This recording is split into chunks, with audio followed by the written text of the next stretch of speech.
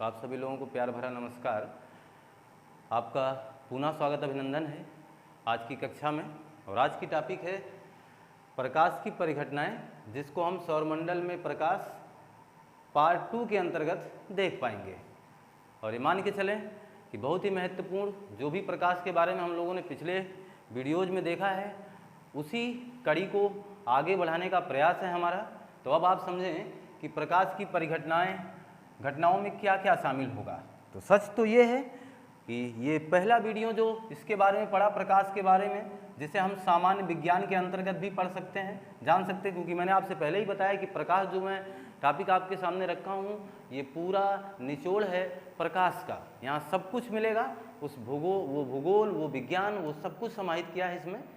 सारा प्रयास हमारा इसमें है अलग से, ये मान के चलें। तो अब देखिएगा हम कहना क्या चाह रहे हैं। प्रकाश की परिघटनाओं में हमने आपसे कहा था कि प्रकाश तरंगों के रूप में भी चलता है और प्रकाश बंडलों के भी रूप में चलता है। तो जो तरंग हैं, जो बंडल हैं, जिन्हें आपने बंडल को फोटान आपने बोला था, वो जो मसला है वाकई में उसके आधार पर प्रकाश की परिघटनाएं दो प्रकार की होती हैं। पहले तो ये समझ लें कि क्वेश्चन किस किस स्तर से और किस किस प्रकार से हमसे पूछे जाते हैं। पहली बात तो प्रकाश की परिघटनाएं दो।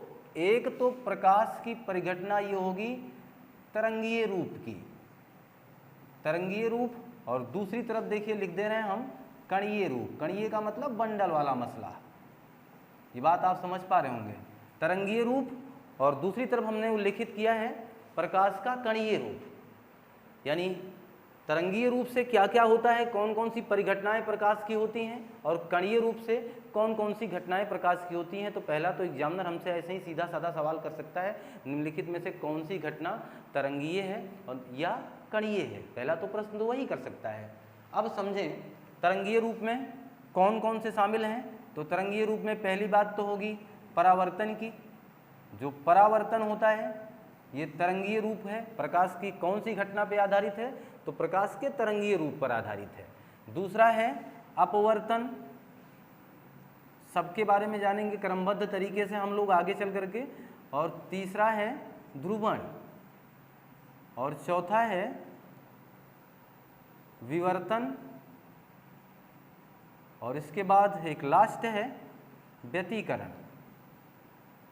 और इन सबसे एग्जाम में क्वेश्चन आ चुके हैं, इस बात से आप भली बात परिचित हैं, क्योंकि आपको पता है कि यहाँ ये हमारे सामान्य विज्ञान में बहुत ही महत्वपूर्ण टॉपिक है और यहाँ से हमेशा अक्सर एग्जामों में प्रश्न पूछे जा रहे हैं।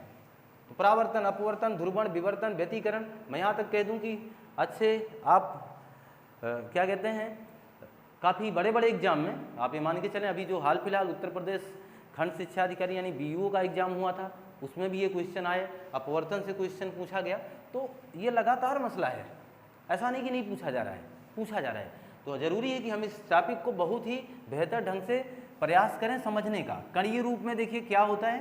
कणीय रूप में पहला तो प्रकाश का विद्युत प्रभाव सिद्धांत किस पर आधारित है, कणीय रूप पर। प्रकाश का विद्युत प्रभाव सिद्धांत जो है ये प्रकाश के किस रूप पर आधारित है, तो आप बता सकते हैं ये प्रकाश के कणीय रूप पर आधारित है। प्रकाश का विद्युत प्रभाव सिद्धांत किसने दिया था, आइंस्टीन जी ने। और ये बात हमने पहले वीडियोज में बोला है कि इसी वजह से इनको नोबेल पुरस्कार दिया गया। आगे देखिए छाया बनना, छाया या प्रतिबिंब बनना, जो छाया बनती है वो प्रकाश का कौन सा रूप है, तो आप कह दीजिए वो प्रकाश का कणीय रूप है। तो तरंगीय रूप का मसला ये है और कणीय रूप का मसला वो है। और ये क्वेश्चन आपको समझ में आ ही गया होगा कि ये किस तरीके से पूछा जा सकता है और किस तरीके से हमारा एग्जामिनर ये प्रयास करेगा इस बात को जानने का। तो आइए समझते हैं क्रमबद्ध तरीके से एक एक महत्वपूर्ण पहलू को। तो तरंग, इस बात को मैं मिटा देना चाहता हूँ, अब कणीय रूप जाने दीजिए। अब बात करें, इसको भी पूरा मिटा दें क्योंकि एक एक मसला ही पढ़ पाओगे आप। तो परावर्तन किसे कहते हैं, इस बात को जाने, और यहाँ से बनने वाले उन तमाम प्रश्नों पर हम चर्चा करेंगे आपके साथ। पहली बात, परावर्तन किसे कहते हैं इस बात को समझें। तो मैं बहुत ही बेसिक तरीके से बताना चाह रहा हूँ आपको ये बात। जब आप सुबह नहा करके तैयार होना चाहते हैं तो उस समय आप एक मिरर के सामने खड़े होते हैं, जिसके आर पार तो आप नहीं देख पाते ना। और अगर आर पार देख पाते तो क्या आप दिखाई देते? नहीं। तो बात क्लियर है। मैं बहुत ही अच्छा उदाहरण आपको ये दे रहा हूँ कि परावर्तन का सबसे सटीक उदाहरण कोई चीज़ अगर है तो यही कि आप हमें देख पा रहे हैं और हम आपको देख पा रहे हैं। ये जो मसला है सच में ये शुद्ध परावर्तन है, यही परावर्तन है। और अब देखिएगा, परावर्तन का मतलब हुआ जब किसी अपारदर्शक, यही चीज़ ध्यान दीजिएगा, जब कोई प्रकाश किरण, ये चाहो तो आप नोट कर सकते हो, जब कोई प्रकाश किरण किसी अपारदर्शक, ये पॉइंट बहुत ही जरूरी है, किसी अपारदर्शक माध्यम पर टकराती है। जब कोई प्रकाश किरण किसी अपारदर्शक माध्यम पर टकराएगी, माध्यम पर टकराती है, लिख सकते हैं आप, तो पुनः उसी मार्ग में वापस चली जाती है, उसी मार्ग में वापस चली जाती है। उसी मार्ग का मतलब है उसी दिशा से में वापस चली जाती है। जैसे अभी आप समझ पाएंगे, जैसे मान लीजिए यह एक दर्पण है, ये मैं इस तरीके से इसलिए बना रहा हूँ जिससे आप चीज़ को पूरी अच्छे ढंग से जान पाए। मैं ऐसा भी कर सकता था लेकिन ऐसा कर रहा हूँ।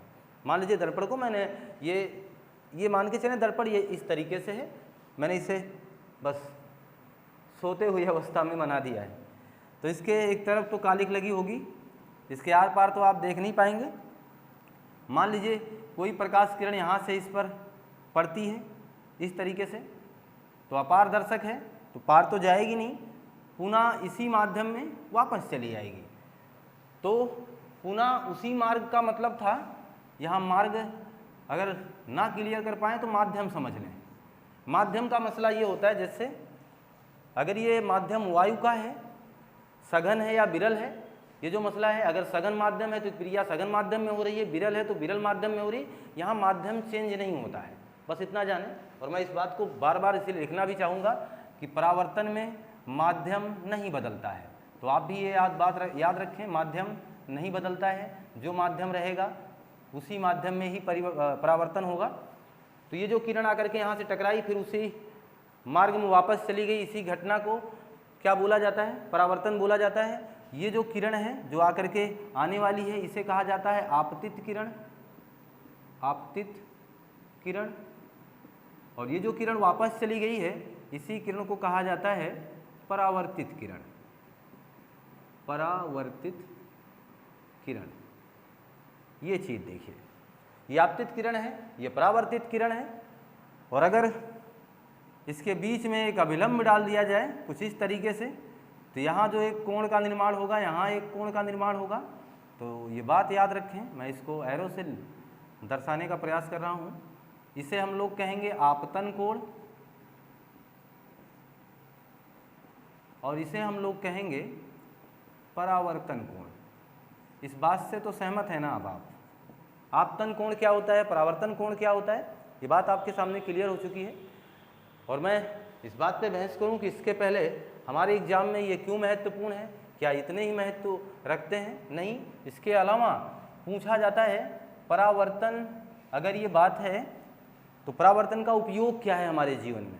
ज़्यादातर तो क्वेश्चन यहीं से आते हैं। जैसे मैं कह दूं कि ग्रहों का चमकना, जो ग्रह हमें चमकते हुए दिखाई देते हैं, अगर ये बात पूछी जाए वो प्रकाश के किस घटना के कारण होता है, तो कहिएगा परावर्तन। मैं आपको स्पष्ट दिखाई दे रहा हूं ये प्रकाश के किस घटना के कारण हो रहा है, परावर्तन के कारण। हम किसी वस्तु को उसके ठीक ठाक आकार में, अर्थात जितनी आकार है उसकी, उस आकार में हम देख पाते हैं, वो जैसा है हमें वो ऐसा दिख पाता है। ये सारा मसला किसका है? परावर्तन का।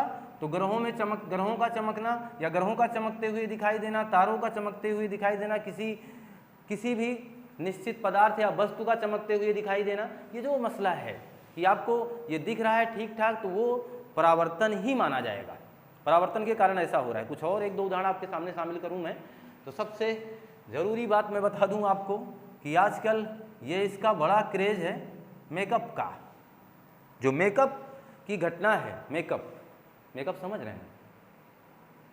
हो सकता है कि कुछ लोग इसको समझ करके ना समझने की बात कर रहे हों, लेकिन सच में मुझे लगता है ये सारे लोग समझ गए हैं, चाहे वो पुरुष हों चाहे वो महिलाएं, मेकअप सभी करते हैं। बस अंतर इतना है कि मेकअप कौन ज़्यादा करता है मैं इस बात को बताना नहीं चाहता हूँ, और ये भली बात से देखने वाले जान ही रहे हैं कि मेकअप कौन ज़्यादा करता है। कुछ लोग मेकअप करके अगर देख रहे हैं तो ये मान के चलें कि उदाहरण बड़ा बढ़िया मैंने सेट किया है, आप ये मान के चलें, और ये उदाहरण पूछा भी जा सकता है कि मेकअप की घटना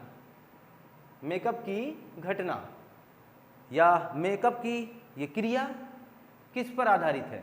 प्रकाश के परावर्तन पर। जितना ज़्यादा अच्छा मेकअप होगा चेहरा उतना ज़्यादा आकर्षित करेगा, यह है कि बात की नहीं है ना? इसका मतलब जितना ज़्यादा आप उसको चिकना कर जाएंगे तो परावर्तन उतना तेज़ी से होगा वो चेहरा। जैसे मेरे कहने का तात्पर्य है कि आप किसी बड़े फंक्शन में गए हैं जहाँ पर हज़ारों की तादाद में भीड़ है, और उस भीड़ में आप बहुत अच्छा मेकअप करके गुजर रहे हैं, तो वहाँ खड़े और जो 999 लोग हैं वो सच में आपकी तरफ ज़रूर पलट कर देखेंगे। इसका सीधा मसला क्या है कि परावर्तन बहुत ठीक ठाक हो रहा है, बहुत अच्छा खासा परावर्तन हो रहा है, इसलिए आप स्पष्ट दिखाई दे रहे हैं। तो ग्रहों का चमकना, ये मेकअप की घटना, ये सारी बातें, कोई वस्तु हमें स्पष्ट दिखाई दे, कोई वस्तु हमें स्पष्ट दिखाई दे, ये बात भी निर्भर करती है किस पर? स्पष्ट दिखाई दे, ये बात निर्भर करेगी परावर्तन पर। इसका मतलब ये एग्जाम के दृष्टिकोण से बहुत ही महत्वपूर्ण हो गया। वो पूछ सकता है कि ग्रह हमें चमकते हुए दिखाई देते हैं, इसका ठीक कारण प्रकाश के दृष्टिकोण से क्या हो सकता है? तो आप बताइएगा, ये परावर्तन के कारण है। और अगर पूछ ले कि मेकअप ये जो मेकअप हो रहा है, ये मेकअप किसका उदाहरण है? भाई आप अपने ऊपर ही ना लें, ये फिल्मों में भी ये काफ़ी प्रयोग में लाया जाता है। वहाँ जितना अच्छा मेकअप करके वो कलाकारों को, अदाकारों को सामने लाते हैं, उतना ही बेहतर परावर्तन होता है, और वो कैमराज जो होते हैं वो उतना बढ़िया पिक्चर शूट कर पाते हैं। ये क्लियर है बात ना? तो ग्रहों का चमकना, मेकअप, कोई वस्तु का स्पष्ट दिखाई देना, ये सारा मसला परावर्तन का है। आपतन कोण, परावर्तन कोण, ये बात मैंने आपको बता दी कि कौन सी किरण, जब कोई प्रकाश किरण किसी माध्यम में, एक ही माध्यम होगा, बदलेगा नहीं, बार बार बता रहा हूँ, किसी माध्यम में आकर के किसी अपारदर्शी पदार्थ से टकरा करके पुनः उसी माध्यम में लौट जाती है, यह घटना परावर्तन कहलाती है। बात क्लियर है, और इसके उदाहरण भी आपके सामने हैं, और मैं इस बात को अब मिटा ही देना चाहता हूं, और आपके सामने सब इससे मैं ओझल कर दूंगा, आपको डराना नहीं चाहता। तो अब देखिएगा, तो परावर्तन हमने हटा ही दिया, और एक महत्वपूर्ण क्वेश्चन के साथ इस परावर्तन की समाप्ति करूंगा, और मैं अब आपसे जानना चाहूँगा कि क्या सच में आप समझ पाए हैं, और अगर नहीं समझ पाए हैं तो उस पर पुनः थोड़ी सी चर्चा मैं ज़रूर करूँगा। देखिएगा मेरा क्वेश्चन क्या है, आप इसे लिख भी सकते हैं। एक प्रकाश किरण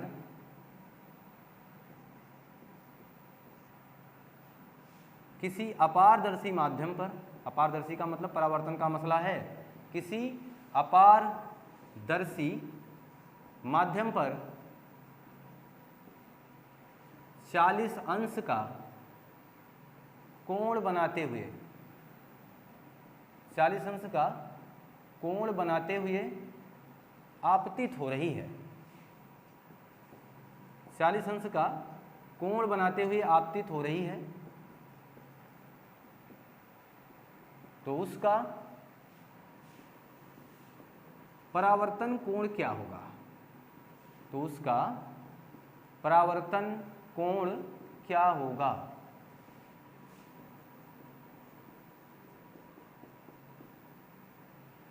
देखिएगा, एक प्रकाश किरण किसी अपारदर्शी माध्यम पर 40 अंश का कोण बनाते हुए आपतित हो रही है, तो उसका परावर्तन कोण क्या होगा? एक दो शिकायतें हैं कि लाइट थोड़ा सा बोर्ड पर ज़्यादा आ रहा है, ऐसा अगर कुछ है तो उसको कम करने का प्रयास किया जाएगा। आप हमारा सहयोग करते रहें, ये मान के चलें कि आपका दिया हुआ निर्देश हमारे लिए बिल्कुल बहुत ही लाभकारी होगा, मैं उसे सहर्ष स्वीकार करूंगा। और मैं आपसे बार बार कहूंगा, अगर वीडियोज़ में कहीं कमी आ रही, मेरे वॉइस में कहीं कमी आ रही है, और अगर कोई कमी नहीं आ रही है तो कृपया लाइक करें, शेयर करें, सब्सक्राइब करें, ये सारा काम करते रहें, हमें ऊर्जा देते रहें। और अगर कहीं भी कमियां हैं तो ज़रूर हमें इंगित करें। तो आइए हमारे साथ बने रहें। एक प्रकाश किरण किसी अपारदर्शी माध्यम पर 40 अंश का कोण बनाते हुए आपतित हो रही, तो उसका परावर्तन कोण क्या होगा? ये मसला आपसे पूछ लिया गया है, ये बात आपसे जान ली गई है। तो अब आप इसमें क्या करने वाले हो, कैसे इसका जवाब दोगे, ये ज़रा सोचना है, सोचने का विषय भी है बिल्कुल। देखना जरा, मैं पुनः, अगर इस फिगर को आप नहीं समझ पाए तो आप समझ लीजिए। मैंने कहा ये जो किरण आई ये आपतित है और जो वापस चली गई ये परावर्तित है। बीच में अभिलंब डाला तो ये कोण ये आपतन कोण कहलाया, ये परावर्तन कोण कहलाया। बात तो क्लियर है ना। अगर मैं कह दूं कि किसी प्रकाश किरण का आपतन कोण 50 अंश का है तो परावर्तन कोण कितना होगा, निसंकोच आप बताइएगा 50 अंश।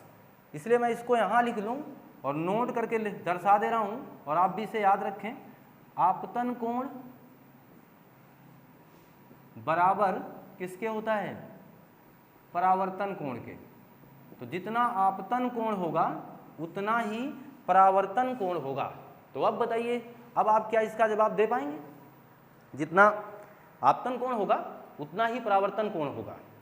तो मुझे लगता है कि आप लोग जवाब देने लगे होंगे और ये मान के चल रहे होंगे कि हाँ हम इसका जवाब दे सकते हैं। कुछ लोग लगा भी चुके होंगे, लेकिन फिर भी मैं ये ज़रूर बताना चाहता हूँ कि डरने जैसी कोई बात नहीं है। ज़रा ध्यान दें, एक प्रकाश किरण किसी अपारदर्शी माध्यम पर 40 अंश का कोण बनाते हुए आपतित हो रही है, ये कह रहा है ये सवाल, ना कि ये।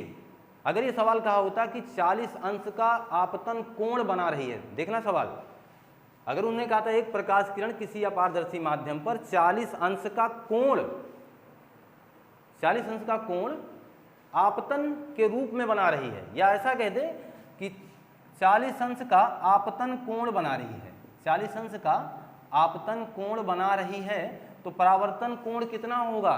तो जब 40 अंश का आपतन कोण बना रही है तो परावर्तन कोण भी 40 अंश का होगा। लेकिन ये सवाल वैसा नहीं है।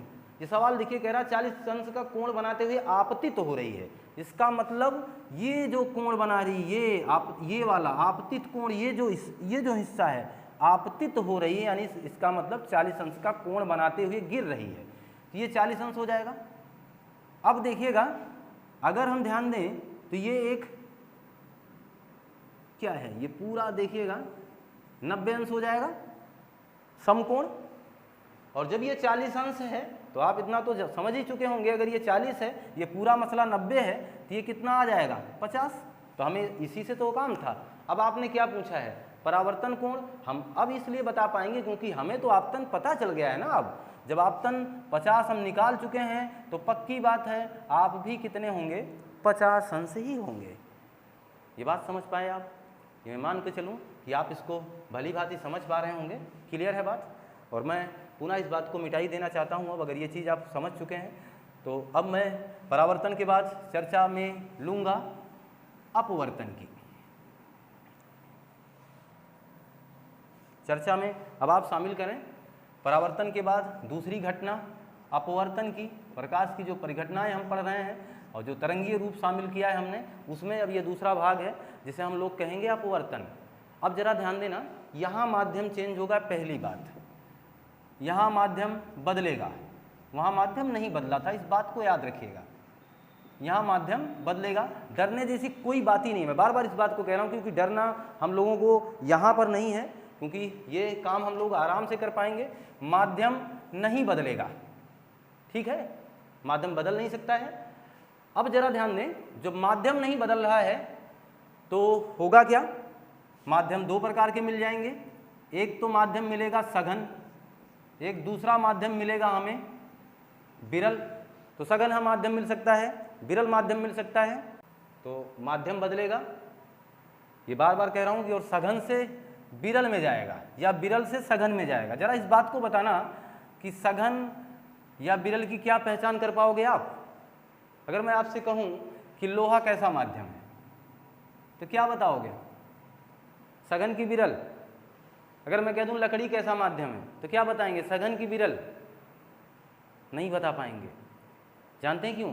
क्योंकि अकेला कभी माध्यम नहीं बनाया जा सकता है।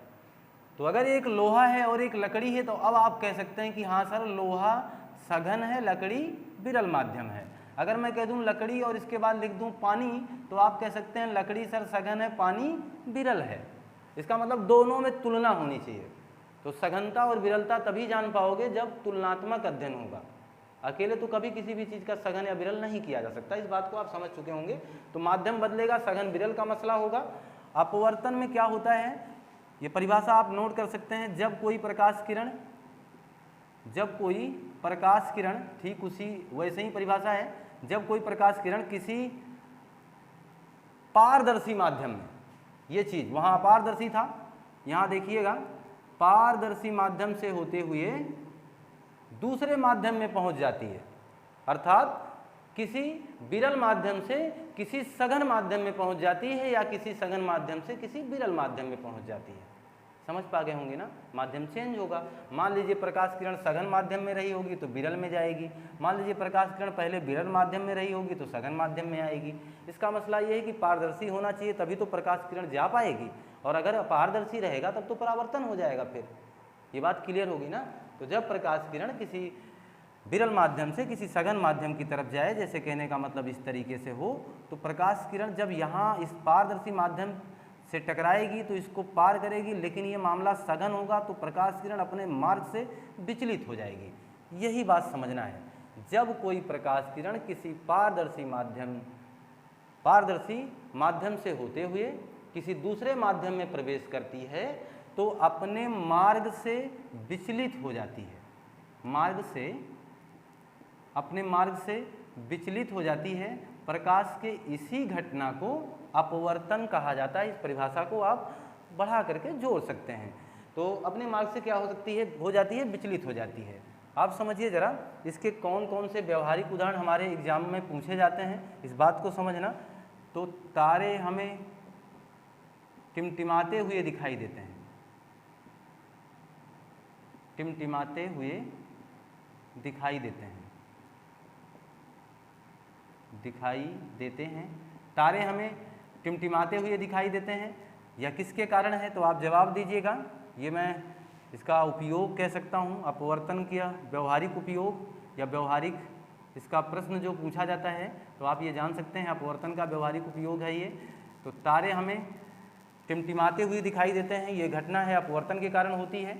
अब देखिएगा, जल में डूबी हुई पेंसिल, जल में डूबी हुई पेंसिल हमें टेढ़ी दिखाई देती है। जो जल में डूबी हुई पेंसिल है हमें टेढ़ी दिखाई देती है। समझ पा रहे होंगे। तारे हमें टिमटिमाते हुए दिखाई देते हैं। जल में मान के चलना कि कोई एक मतलब पानी ले लीजिए, उसमें पेंसिल डालिए तो आप देखेंगे उसका जो निचला हिस्सा है वो कुछ आपको टेढ़ा दिखाई देगा, उभरा हुआ दिखाई देगा। आप बचपन में मेले देखे होंगे, आज के 10 साल पहले वो तमाम मेले जो आपके आंखों के सामने आते जाते रहे, वहाँ आपने एक छोटा सा खेल देखा रहा होगा कि एक दुकानदार, एक खेल कराने वाला मान के चलें, वो एक बाल्टी वगैरह लेकर के आता था, उसमें पानी भरा होता था और उसमें एक रिंग डाल देता था और कहता था कि इसी रिंग में पैसा डालोगे तो डबल मिलेगा, यानी 5 रुपया डालोगे तो 10 रुपया मिलेगा, 1 रुपया डालोगे तो 2 रुपया मिलेगा। ये बात याद है ना आपको? और नहीं याद है तो जान लीजिए, क्योंकि आपका सामान्य जीवन या सामान्य बचपन नहीं रहा होगा, आपके सामने इस तरीके के मेले नहीं आए होंगे, भाई नहीं देखा होगा, लेकिन फिर भी मैं बता रहा हूँ कि पहले था ऐसा। तो उसमें जब सिक्का डाला जाता था तो हमें वो चीज़ लगती ऊपर, मतलब ऊपर दिखाई देती थी, जबकि वहाँ वो उस स्थान पर नहीं होती थी। तो हम जब उसमें सिक्का डालते थे तो अक्सर सिक्का दूसरी तरफ चला जाता था, क्योंकि अब आप विरल माध्यम से कहाँ प्रवेश कर रहे हैं, सघन माध्यम में, तो जरूर आपका विचलन होगा। आप इतनी आसानी से तो अपने लक्ष्य को नहीं भेद पाएंगे, वही मसला था। तो जल में डूबी हुई पेंसिल हमें टेढ़ी दिखाई देगी, जल में डूबा हुआ सिक्का हमें उभरा दिखाई देगा, जल में डूबी हुई मछली, और मछली क्यों डूबेगी भला, जल में बैठी हुई मछली, डूबेंगे तो हम, मछली तो जल की रानी है ना, वो कहाँ डूबेगी, तो जल में उसका निवासी है। तो जल में बैठी हुई मछली, जल के सतह पे बैठी हुई मछली हमें ऊपर की तरफ उठी हुई दिखाई देती है। ये घटना किसके कारण होता है, तो अपवर्तन के कारण। ये तमाम उदाहरण आप लिख लीजिएगा। जल में, जल के सतह पे बैठी हुई मछली, ये मैं लिखना नहीं चाह रहा हूँ, अब फिर आप नोट कर लीजिए। जल के सतह पर बैठी हुई मछली अपने सतह से ऊपर उठी हुई दिखाई देती है। यह प्रकाश के किस घटना के कारण होता है, तो बता दीजिएगा कि यह घटना होती है अपवर्तन के कारण। तारे हमें टिमटिमाते हुए दिखाई देते हैं अपवर्तन के कारण, क्योंकि बहुत ही विरल माध्यम से सघन माध्यम वाला मसला बन जाता है, क्योंकि प्रकाश किरण 3 × 10⁸ मीटर पर सेकेंड की रफ्तार से निर्वात से होते हुई जब वो हमारे वायुमंडल में प्रवेश करती है तो यहाँ का मामला सघन हो जाता है, और जब ये सघन हो जाएगा तो निश्चित रूप से अपने मार्ग से उसका विचलन होगा, और जब वो हमारी आँखों पर वो प्रकाश किरण पहुँचेगी तो हमें वो तारे हमेशा उसी विचलन की वजह से टिमटिमाते हुए दिखाई देंगे। ये बात क्लियर हो गई होगी, ये डाउट आपका क्लियर हो गया होगा। मैं एक प्रश्न आपसे कर लूँ, इसी अपवर्तन की इस टॉपिक को विदा करने का समय आ गया है, और हम लोग इससे एक प्रश्न कर ही लेते हैं, फिर आपसे जान ही लेते हैं, और उस प्रश्न का उत्तर भी हल भी हम लोग निकाल ही लेंगे। जरा ध्यान देना, उत्तरी अमेरिका की एक जनजाति है जो कनाडा के आसपास के क्षेत्रों में ज़्यादा पाई जाती है। वैसे तो अमेरिका में भी फैला हुआ है, लेकिन फिर भी मूल अगर उसका पूछा जाए तो कनाडा ही जवाब दिया जाता है, और वो जनजाति का नाम है एस्किमो। एस्किमो नाम की एक जनजाति है जो बर्फीली जगहों पर रहती है। ये बर्फ़ का घर बनाते हैं। घर किसका बनाते हैं? बर्फ़ का। और उस अपने आप को बचाने के लिए उस बर्फ़ के घर में रहते हैं, जिसे हम इग्लू कहते हैं। ये हारपून नाम का एक भाला इस्तेमाल करते हैं। हारपून नाम का वो भाला रहेगा, अपने शिकार को पकड़ने के लिए करेंगे। आप ज़रा ध्यान दो, जब वहाँ इतना ज़्यादा ठंड है कि वहाँ बर्फ़ के घर बनाने पड़ रहे हैं, बर्फ़ के घरों में ही रहना पड़ रहा है, तो वहाँ इन्हें शिकार करने के लिए बहुत कुछ तो मिलने वाला है नहीं। तो एस्किमो सर्वाधिक शिकार किसका करते हैं? मछलियों का। मछलियों का शिकार करते हैं। ये एक मेरा प्रश्न है कि एक एस्किमो मछली पर निशाना कहाँ लगाएगा? मछली पर निशाना कहाँ लगाएगा? मतलब क्या है हमारा? एक एस्किमो जनजाति का एस्किमो मछली पर निशाना कहाँ लगाएगा? मतलब ये है कि मछली उसे मान लीजिए किसी जलाशय में दिखी। अब एस्किमो वो निशाना कहाँ लगाएगा? विकल्प नंबर 1, मछली की आँख पर। मछली की आँख पर, ये समझें। विकल्प नंबर 2, विकल्प नंबर दूसरा क्या है? मछली के ठीक ऊपर। विकल्प नंबर 3, मछली के ठीक नीचे। विकल्प नंबर 4, मछली के ठीक सीध में। आप बताइए कहाँ लगाएगा? एक एस्किमो मछली पर निशाना लगाना चाह रहा है, और वो एस्किमो, ये कहानी इसलिए बताया क्योंकि एस्किमो भाले से शिकार करता है, तो निशाना उसे लगाना पड़ेगा ना। हम लोग यहाँ आसपास जाल से ही पकड़ते हुए जान रहे हैं, वो भाले से वो निशाना लगाते हैं। जाल तो वहाँ मुनासिब नहीं है ना फेंकना, बर्फ़ में कहाँ फेंकेगा वो जाल। तो इसलिए मछली पर वो निशाना कहाँ लगाएगा ये बताना। मछली की आँख पर मार देगा क्या? मछली की आँख पे मारेगा क्या?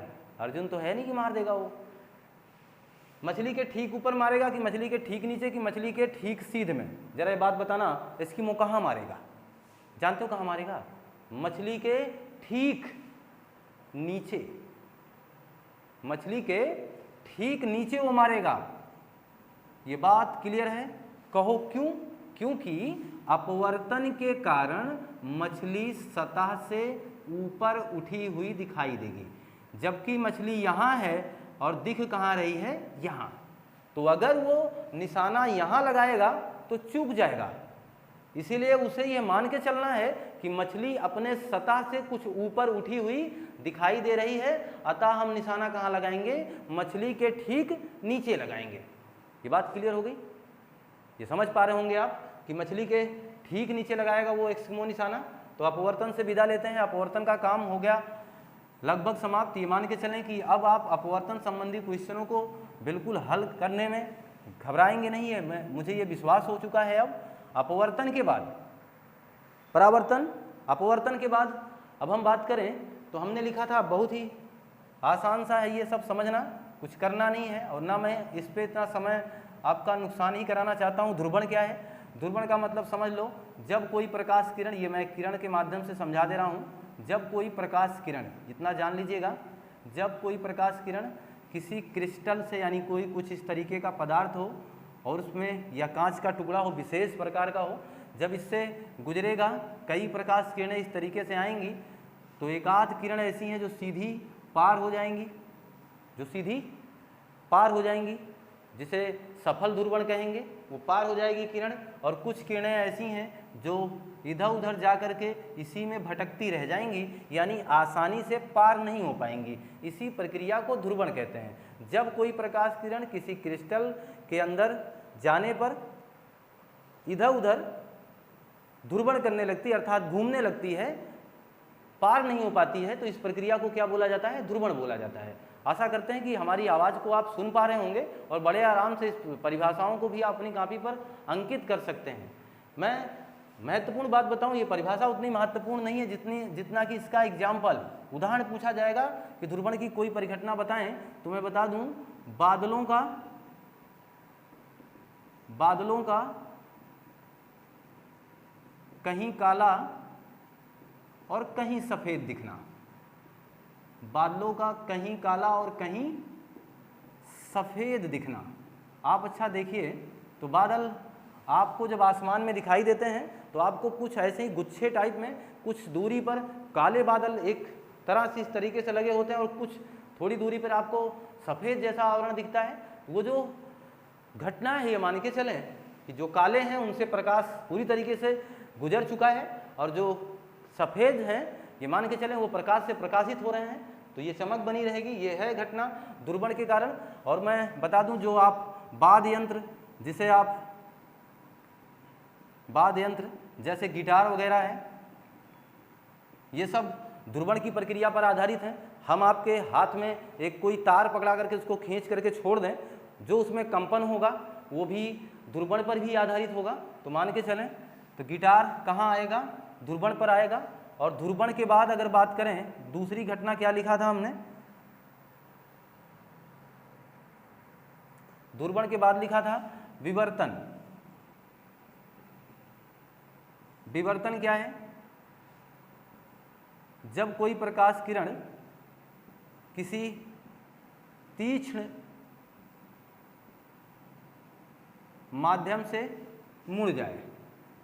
ये समझे जरा, इसका सीधा मसला है कि अगर कोई प्रकाश किरण किसी एक छोटी सी सुराख से गुजारा जाए, मान लीजिए एक छोटा सा सुराख है, ये समझ लें जरा, इसलिए मैं तीक्ष्ण माध्यम से मुड़ना भी बता दिया हूँ और ठीक उसके सामने ये फिगर से भी आपको बताने का प्रयास कर रहा हूँ। आप दोनों तरीका अपनी कॉपी पर बना सकते हैं, नोट कर सकते हैं, आसानी से समझ सकते हैं।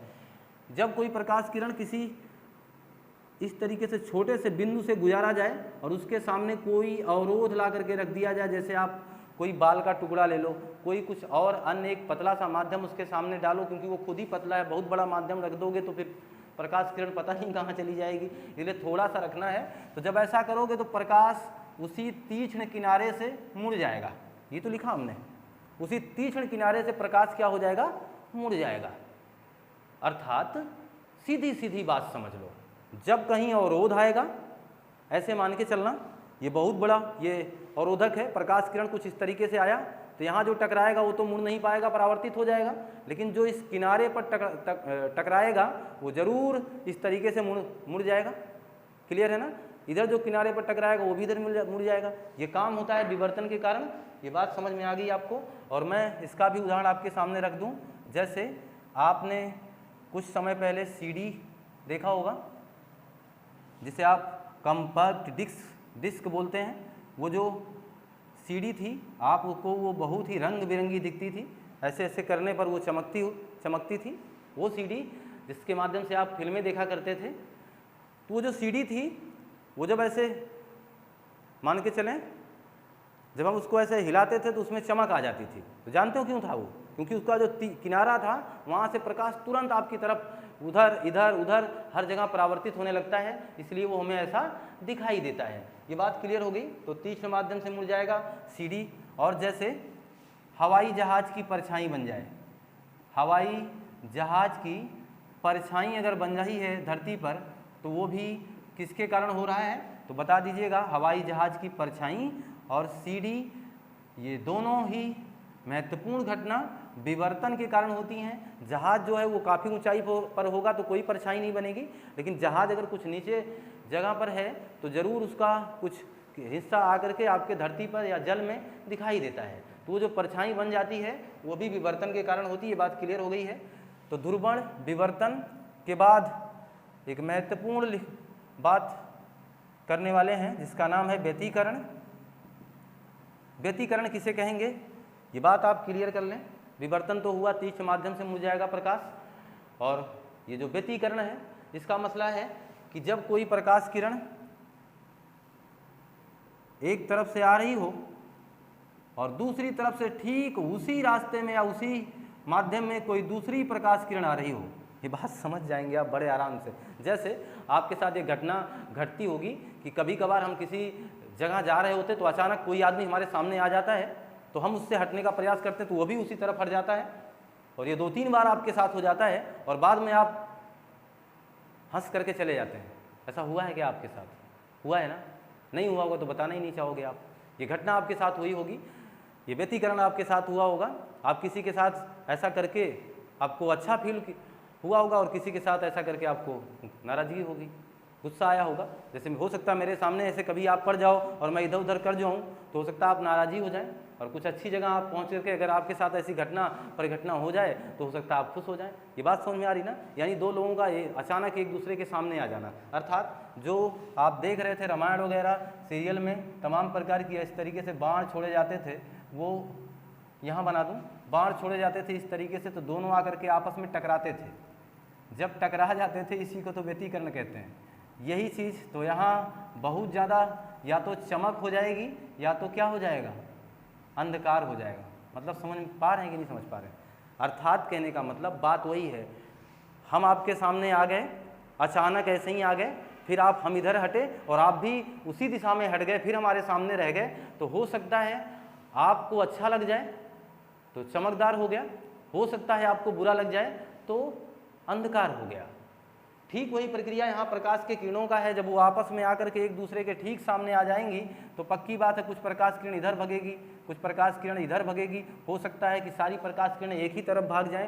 तो इसका मतलब यहाँ मसला चमक का भी हो सकता है और यहाँ मसला अंधकार का भी हो सकता है। ये बात आप समझ पाए होंगे। और इसका उदाहरण है, इसका भी उदाहरण मैं आपके सामने यहीं अंकित कर देना चाहता हूँ। पहला तो पानी के बुलबुले का चमकना, पानी के बुलबुले का चमकना। ये बात आपको पता होगी कि पानी का जो बुलबुला होता है वो चमकता कैसे है। तो जो पानी का बुलबुला होता है आप देखिए, उसका जो प्रकाश होता है ऐसे ही आमने सामने आ जाता है, इधर का प्रकाश एक दूसरे से टकराने लगता है। इसका मतलब क्या होने लगता है, चमक उत्पन्न हो जाती है। ये घटना किस पर आधारित है, व्यतिकरण पर आधारित है। ये बात क्लियर हो गई। तो व्यतिकरण का मसला मैं मान के चलूँ कि आप समझ पाए होंगे। दूसरी बात, एक और इसका उदाहरण दे दूं, पानी के बुलबुले का चमकना तथा धरती पर, धरातल लिख लीजिए, धरातल पर गिरे हुए तेल का चमकना। कोई तेल अगर धरातल पर गिर जाएगा तो कुछ समय बाद उसमें भी हो क्या जाती है, चमक आने लगती है। वो भी प्रक्रिया किस पर आधारित है, व्यतिकरण। तो मैं ये मान के चलूँ कि आपको परावर्तन भी ठीक ठाक ढंग से समझ में आया होगा, अपवर्तन भी समझ में आया होगा। और ये जो ध्रुवण, ये विवर्तन, ये जो व्यतिकरण, इनके तमाम उदाहरण जो हमसे एग्जाम में पूछे जाते हैं, इस पर विशेष ध्यान देना। हवाई जहाज की परछाई बनेगी तो विवर्तन होगा। अगर ये बात बोला जाए कि सीढ़ी ये किस पर आधारित थी, तो ये भी विवर्तन पर, बादलों की कहीं काला और कहीं सफ़ेद दिखाई देना, ये ध्रुवण है। व्यतिकरण का मसला है कि पानी के बुलबुलों का चमकना और धरातल पर गिरे हुए तेल का भी चमकना। तो मैं इसी आशा विश्वास के साथ, इसी उम्मीद के साथ ये मान के चलूँ कि आप इस क्लास को भली भांति समझ पाए होंगे। और अगर ये क्लास हमारी आपके लिए लाभकारी है और ये वीडियोज़ हमारे आपके लिए अच्छे हैं तो कृपया हमें मोटिवेट करें, हमारे चैनल को लाइक करें, सब्सक्राइब करें और शेयर करें, कमेंट करें। और आप लोगों को बहुत बहुत धन्यवाद। तब तक के लिए नमस्कार।